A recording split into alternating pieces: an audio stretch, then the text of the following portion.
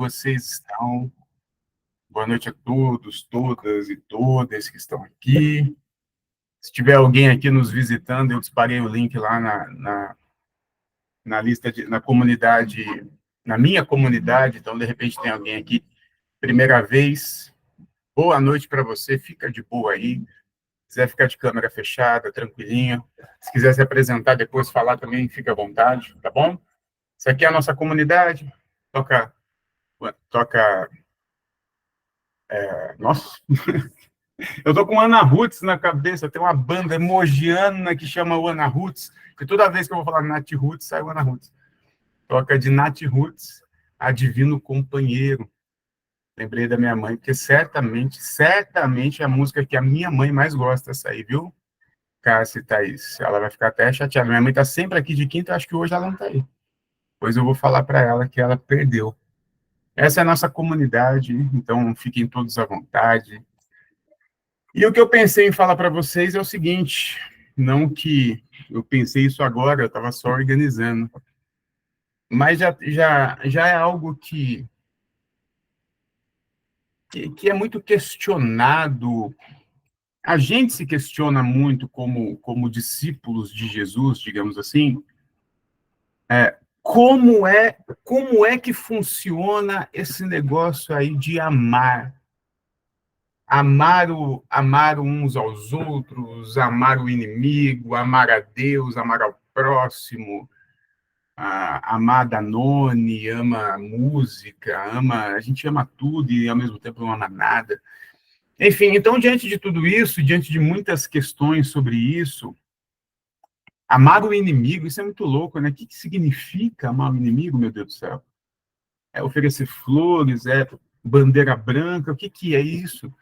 Bom, diante de tudo que poderia ser dito sobre isso, eu pensei em começar com 1 João, capítulo 4, versículo 19, se alguém quiser acompanhar. Na verdade, o 19 é o versículo-chave, né, da pregação. Sabe que toda pregação tem que ter um versículo-chave, né? É o versículo. Mas eu vou ler, inclusive, lá do 9, e aí a gente vai pulando umas partezinhas. Mas olha só. Nisto se manifestou o amor de Deus por nós. Dois pontos. Deus enviou o seu Filho único ao mundo para que vivamos por ele. Ou eu gosto mais de 1 João 4:9 do que João 3:16. Vou confessar para vocês, né? João 3:16, que todo mundo conhece, porque é o primeiro versículo que você conhece quando você se converte, né? Porque Deus amou o mundo de tal maneira que deu seu único filho para que todo o que nele crê não pereça, mas tenha vida eterna. Ótimo, esse texto também é maravilhoso, interpretando corretamente. Mas na interpretação que tem por aí, né? Ou você aceita Jesus, ou você se ferrou a eternidade no inferno, né? Agora, esse texto aqui, ele não entra nesse mérito. Aqui, olha o que ele fala. Nisto se manifestou o amor de Deus por nós. Deus enviou o seu Filho único ao mundo para que vivamos por ele. Nisso se manifestou o amor de Deus por nós. Então, a primeira resposta sobre como é que Deus nos ama, já que nós vamos falar de amor, e vamos falar de amor, do amor de Deus por nós, do amor de nós por Deus, do amor de nós por nós mesmos, do amor de nós uns pelos outros. Então, vamos começar de algum lugar, né? Então, Deus nos amou. E a forma como ele nos amou foi manifestando Jesus para que nós vivamos por ele. Não é nem para que você morra por ele, para que você carregue sua cruz por ele, para que você renuncie, para que você sofra. Não. É para que você viva por ele. Nisto consiste o amor, continua. Não fomos nós que amamos Deus,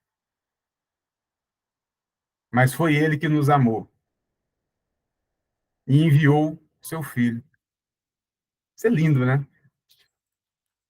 Aqui no versículo 19, agora, que eu queria ver com vocês, diz o seguinte: quanto a nós, tá, agora nós entendemos, Deus nos amou. E nós? Bom, quanto a nós, amamos porque ele nos amou. Deus nos amou. E nós só amamos, e se amamos, é porque ele nos amou primeiro. Inclusive, é exatamente o que o texto diz. Quanto a nós, amamos porque ele nos amou primeiro. Se alguém disser amo a Deus e odeio o irmão, é mentiroso. Pois quem não ama seu irmão a quem vê, olha aí na tela do seu celular agora. Está me vendo? Não está? Por mais que seja na tela, não está? Se você não ama uma pessoa que você vê, que você toca, que você sente o cheiro, que você conhece, se você não consegue amar uma pessoa dessa, como é que você vai amar Deus? É o que o João está dizendo. Amo a Deus, mas odeio seu irmão é mentiroso, pois quem não ama seu irmão a quem vê, a Deus a quem não vê, não poderá amar.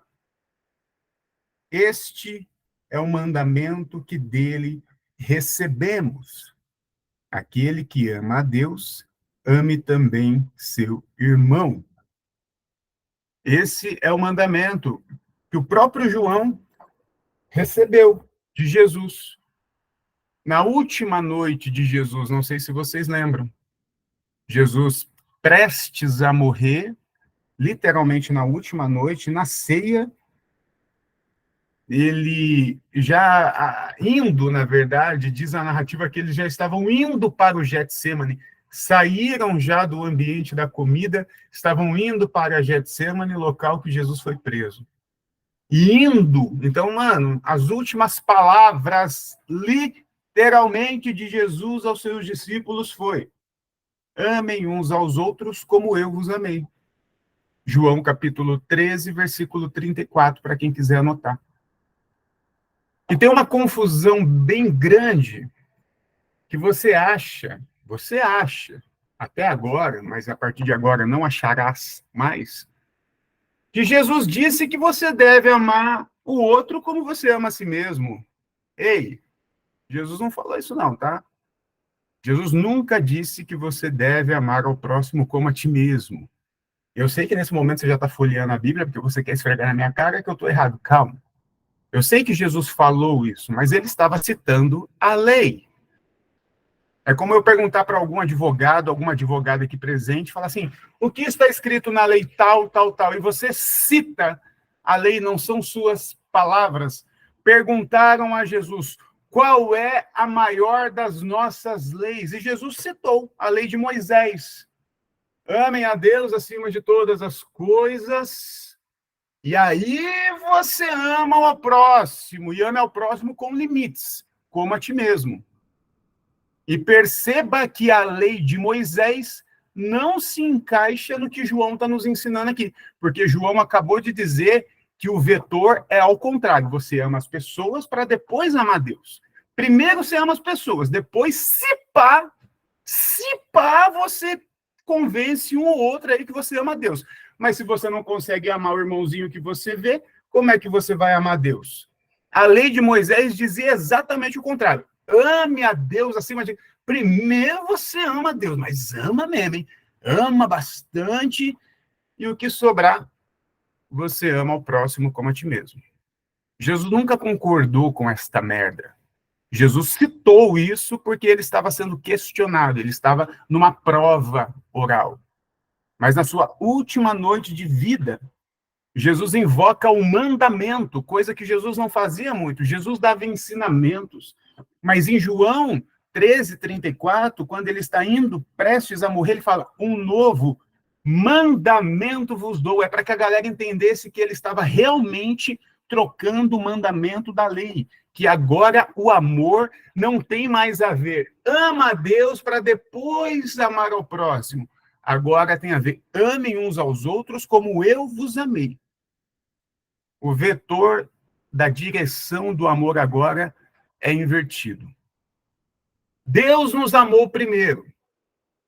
Só depois que ele nos amou que nós podemos amá-lo de volta.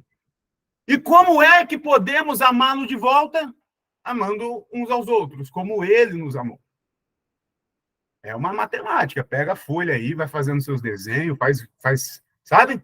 Faz o trisal assim, eu, você, eu, próximo Deus, e vai fazendo a seta para você entender a parada aí, o mistério.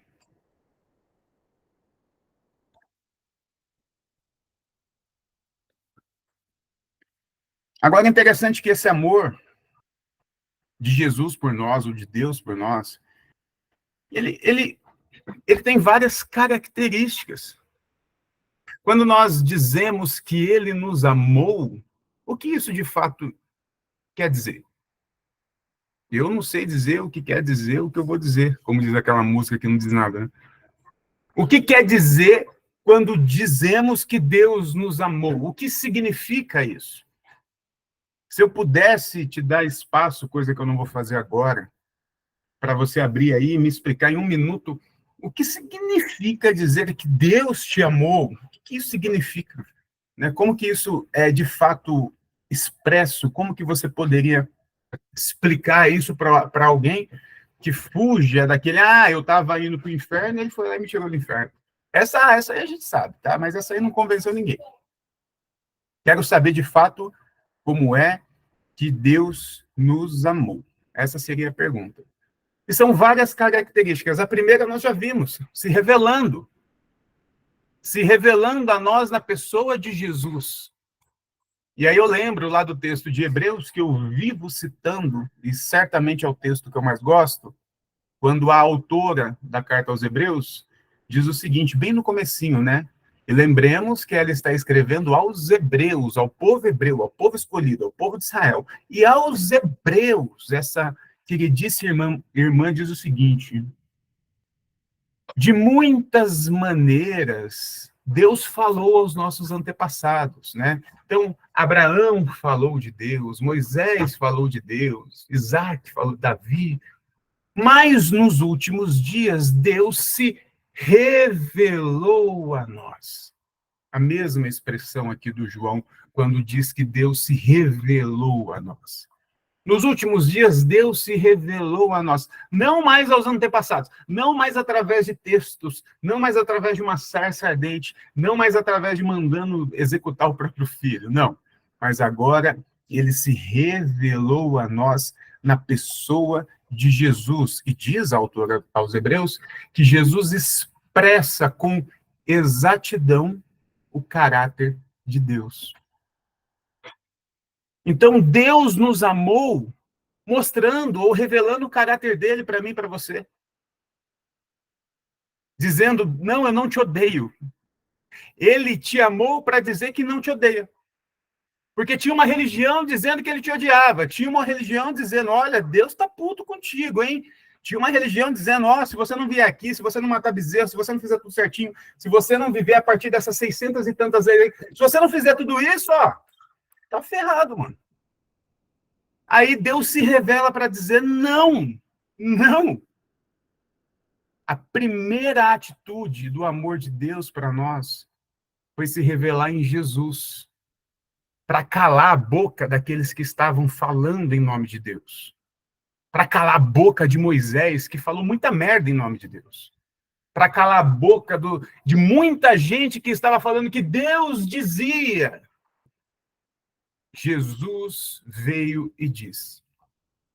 Gostei muito da pregação do Marcos, foi na quinta, ou foi no domingo, agora eu fiquei um pouco perdido, mas eu acho que foi na quinta passada, quando ele falou do lance do véu se rasgando, e o maior espetáculo do véu se rasgando no templo, quando Jesus morre, é mostrar que lá atrás não tinha absolutamente nada. Né? O véu não se rasgou para que você tenha acesso à sala do trono, porque a sala do trono não vale nada. A sala do trono tem um trono. Quem quer um trono? Você quer um trono? A sala do trono sempre tem só um trono. A sala da Arca da Aliança tem uma Arca da Aliança. Quem quer uma arca? Você quer uma arca para quê? Quando o véu se rasga, não é para que você tenha acesso ao santo lugar. É para mostrar que Deus não estava preso atrás daquele véu, porque Deus já estava no deserto. Eu gostei demais dessa perspectiva.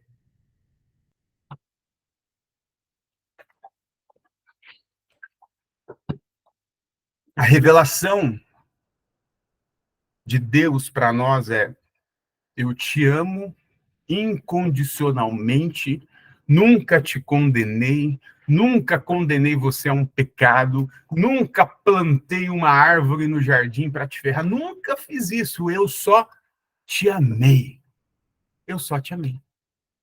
Mas a partir dessa revelação de Deus para nós em Jesus, nós temos os ensinamentos de Jesus, que expressa também o amor de Deus para nós. Ou seja, a própria vida de Jesus, o próprio nascimento de Jesus, Deus se encarnando em Jesus já é a prova do amor de Deus.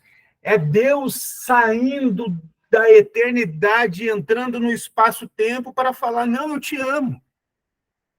Você não está condenada, fica tranquilo, isso é invenção, eu te amo. Então, esse é o primeiro passo, mas a partir daí Jesus viveu e ensinou. Ensinou, viveu, e vivendo, ele também nos ensinou outras facetas do amor. Por exemplo, se você dá um pulinho comigo em Marcos, capítulo 10, estiver viajando muito aí, você segura que não é aula, né? Pregação é igual quando você ia na congregação. Quem já foi na congregação? Congregação está ligado, né? O cara ora, abre a Bíblia e blau. Marcos 10, 21 é aquela passagem que você conhece. Jesus e o jovem rico.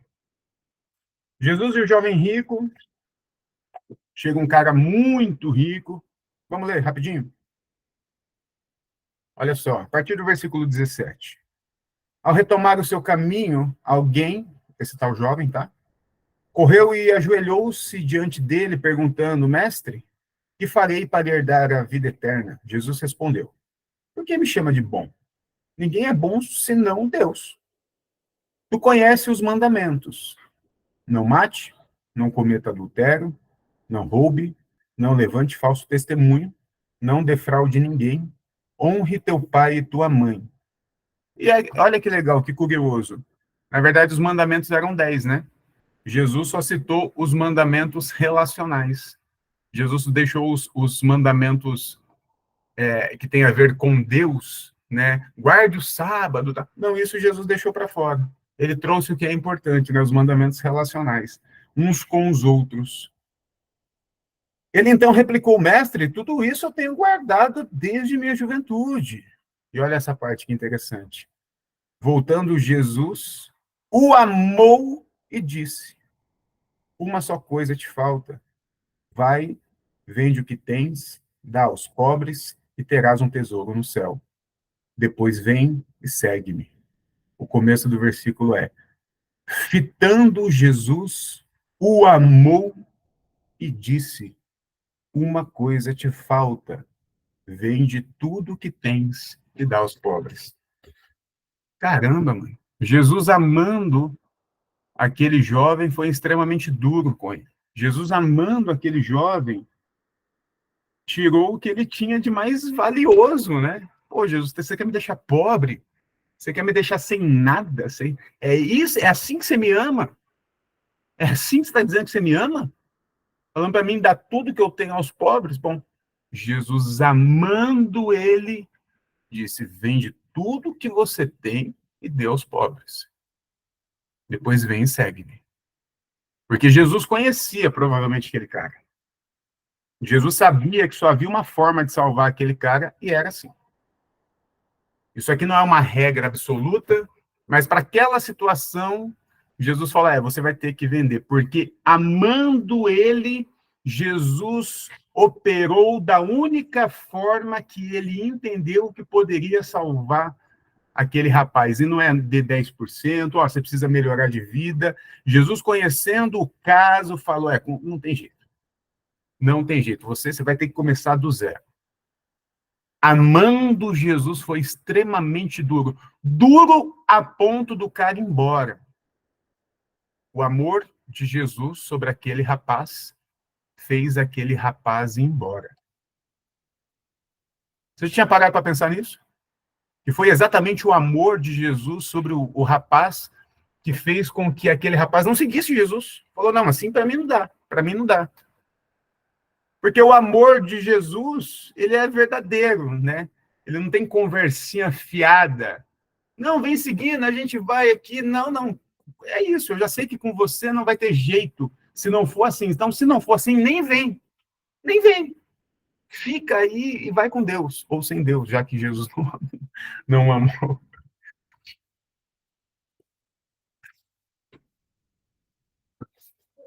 Amando aquele jovem, Jesus foi duro com ele. Então, Jesus, ou Deus, nos amou se revelando a nós. Jesus nos amou nos desarmando.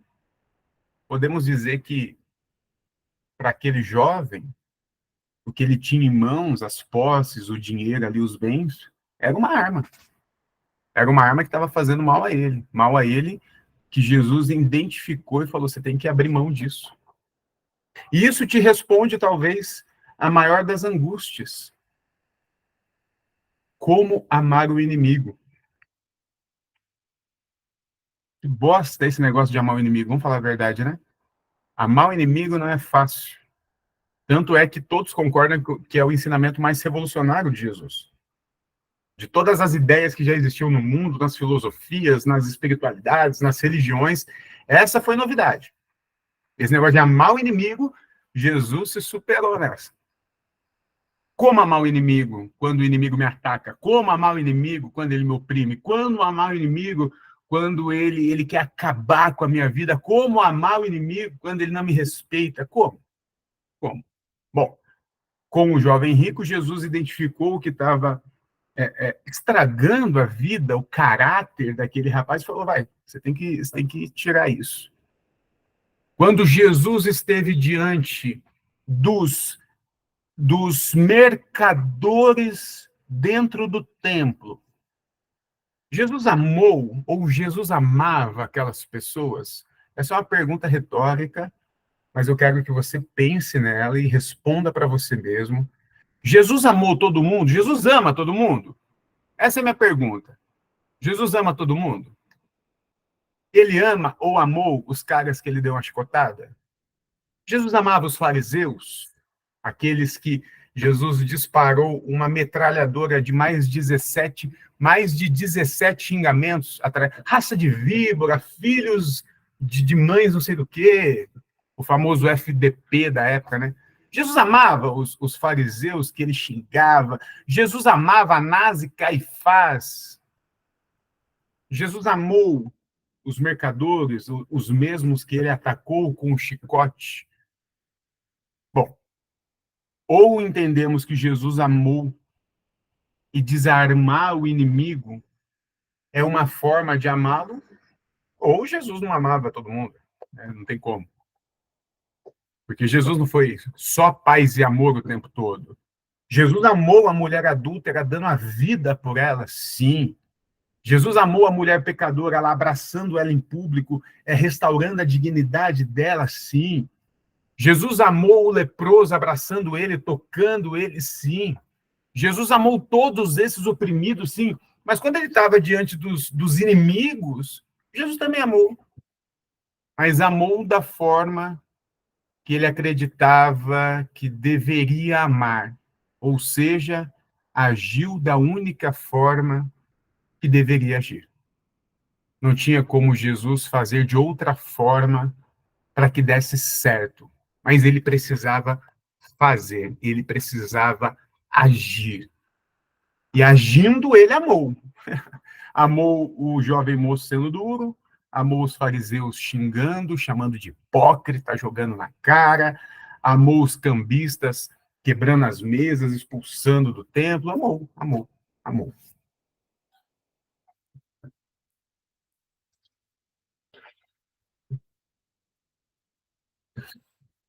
E diante disso, de todo esse amor, que Deus nos ama e que ele nos pede, ou nos pede não, ou pelo menos ele nos mostra que só há uma forma de amá-lo, que é através desse amor uns com os outros, mas que esse amor uns com os outros não é um único método, não tem uma única forma, porque eu vou ter que me relacionar com todo mundo. E segundo Jesus, eu tenho que amar todo mundo. Só que não é com todo mundo que eu vou amar da mesma forma. Jesus amou pessoas abraçando, amou pessoas curando, amou pessoas brigando, amou pessoas xingando. Mas ele amou. E diante de tudo isso, como eu gosto de levantar mais dúvidas do que trazer respostas, eu queria abrir um espaço para falas. Vou voltar para o Rafa para ele organizar esse negócio. Mas você que quer compartilhar sobre amor, sobre relação, sobre dificuldades que você tem em amar questões, pessoas próximas a você, ixi, ainda mais, né, diante dos últimos meses, aí nos últimos anos, nessa polarização que a gente viveu e estamos vivendo, esse desafio de amar o inimigo tem sido cada vez mais recorrente para nós. Então, eu queria abrir um ambiente de fala, só lembrando dos limites de tempo, né, sem perguntas teológicas, mas espaços de interação, de troca, de cumplicidade entre irmãos aqui na igreja. Amém? Amém, Garagem? É isso que eu tinha para nós essa noite. Espero que caia no coração de vocês. Deus abençoe. Ótima noite. Pastor, reverendo, bispo, é contigo. Amém. Então é isso, gente. Seguindo as explicações que o pastor Berloffa já passou, quem quiser falar, levanta a mãozinha aí, a mãozinha virtual, e a gente vai chamar, tá bom? Quem já estava com a mão levantada desde o começo, eu não sei se foi sem querer ou não, mas é a irmã Maísa. Você ia falar alguma coisa ou foi sem querer, irmã?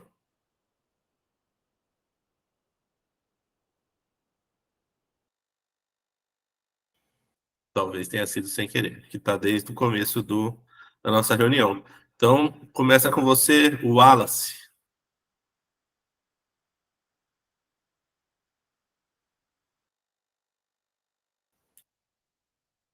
Wallace. Boa noite. Opa, boa noite a todos e todas. Gostaria de parabenizar nosso querido pastor Belofo pela linda pregação. Bom, segundo o pastor e hoje deputado Henrique Vieira, amar um inimigo não significa ter uma admiração forçada pela pessoa, mas, tipo, mesmo no ódio, você não agir com desumanidade com ela, sabe?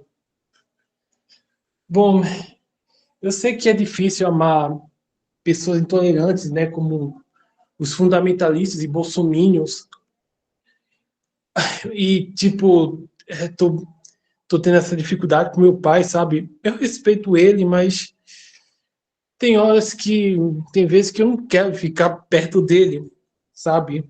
Que sempre vai querer ficar falando mal do Lula, essas coisas, do governo.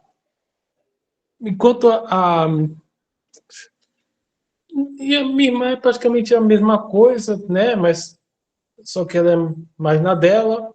A minha mãe, apesar de não gostar do jeito moralista dela, mas eu amo muito, sabe? Bom, e é isso. Agradeço pela oportunidade. Mano, muito bem lembrado da... Quem não tem esse livro, tem um livro do pastor Henrique Vieira, acho que é Amor como Revolução. Eu li ele assim que lançou. E ele fala, né, sobre o processo de não monstrificar o próximo, né? E se repararmos, né, como pode parecer bobo o que eu vou dizer, mas Jesus, mesmo odiando toda aquela situação que estava acontecendo ali no templo que eu trouxe aqui de referência, Jesus não passou a mão na espada, né? Jesus não passou a mão na faca, Jesus passou a mão no chicote, né? Eu acho que há uma grande diferença no ódio que vem de lá, naquele ódio fundamentalista que é gratuito, desnecessário, e você não entende o porquê, é só um ódio, né? É um ódio moralista, né? Nós entendemos o porquê, sim, tem uma raiz, uma moral, mas ele é gratuito, ele vem do nada, né? E esse ódio de resposta, né, que não chega... Lógico que passa pelo ódio, não tem como, quando isso te fere, te ataca, mas é uma resposta, né? Eu não lembro quem disse isso, alguém muito inteligente, mas disse que nós não devemos... É uma frase mais ou menos assim, criticam a força do rio, mas não olham as margens que o comprimem, né? Alguma coisa assim. Então, quando você é exposto a um ambiente como esse, a gente vai ficar cada vez mais, enfim, ácido, né? O que a gente chama de cascadura, isso vai trazendo isso para nós, não tem como, mas mesmo de dentro de tudo isso, ainda há um espaço, né, para praticar esse amor, né, mano? Praticar esse amor. Com família, com pai, com mãe, nossa, é uma situação extremamente delicada, difícil. Eu tenho certeza que você não é o único que passa ou passou por isso. E a galera na época da pandemia, gente, eu me lembro na época da pandemia, e ao mesmo tempo que pandemia, aquele racha e as pessoas confinadas dentro de casa com os seus familiares e maiores rivais naquele momento. Meu Deus, eu me lembro de algumas coisas, algumas situações que eu tive que mediar como pastor, foi terrível, terrível. Obrigado, mano, pela participação, viu? É isso aí. A próxima é a Kel. Boa noite, povo. Vou trazer uma outra perspectiva, o auto-amor. Eu tenho trabalhado isso em terapia, que eu descobri depois de 45 anos que o meu grande problema é que eu não me amo. E por não me amar, eu perco oportunidades, por não me amar, eu acho que eu não sou capaz, e por não me amar, eu tenho dificuldade de amar. A minha forma de amar, ela às vezes ela não é suficiente para outras pessoas, sabe? É uma forma de amar que quando eu acho que eu sou amada de volta, eu me afasto. Eu, enfim, essa é uma loucura. Quem vai entender a mente humana, né? Só muita terapia e muito remédio. Mas é isso que eu queria trazer essa perspectiva de não ser amar, que eu sempre achei que eu fosse uma pessoa que tivesse uma questão de autoestima bem resolvida e bem alta até. E de certa forma tenho, mas em outros casos ela vai para vala mesmo. E aí eu me pego pensando que tudo isso foi causado por outras pessoas e o quanto a gente não se dá conta de como as nossas atitudes hoje afetam as pessoas no amanhã, no depois de amanhã, no depois de 45 anos. Enfim, viajei pra caramba, mas é isso que eu falei, acho que faz parte um pouco do meu processo de entender as minhas dificuldades e a cura. Isso aí. Muito bom, mano. Obrigado pela partilha, viu? Amar uns aos outros como ele nos amou. Acho que eu estou incluso nesses outros, né? Então, faz todo sentido, por isso que a espiritualidade ela é terapêutica, né? A oração é terapêutica.